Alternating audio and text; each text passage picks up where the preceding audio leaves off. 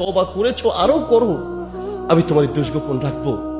তবে বিবি, একটা কথা আমার সাথে ওয়াদা করতে হবে, যতদিন তুমি জীবিত থাকবে আমার মনে বড় আশা, যে নবীর উপরে দুরূদ পড়ি সেই নবীকে কখনো দেখার সুযোগ হয় নাই।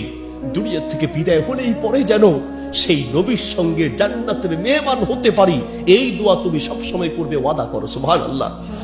প্রাণের স্বামী, আপনি যদি এত বড় ধৈর্য ধরেন, আমার বিশ্বাস আল্লাহ আপনাকে এই নিয়ামত এমনিতেই দিবে। তবু আমি দোয়া করব, পেটে বাচ্চা, তাড়াতাড়ি বাচ্চা হয়ে গেলে মানুষ বুঝতে পারবে। বিবিকে বলল, বিবি এখানে আর থাকা যাবে না, আলাদা করে দিলেন। বিবিকে আলাদা ঘর করে দিলেন, এলাকার মানুষ বুঝতে পারে নেই। বাচ্চা যখন হয়েছে, বিবিকে বলছে, বিবি তুমি কিছু মনে করো না, বাচ্চাটাকে আমি নিয়ে যাচ্ছি, আবার ফিরিয়ে আনবো, তুমি কিছু মনে করো না, আমি ফিরিয়ে আনবো। বিবি বাচ্চাটাকে দিয়ে দিলেন। এদিকে মা তো কলিজার টুকরা সন্তানের জন্য চোখের পানি ফেলে কাঁদতে লাগলেন।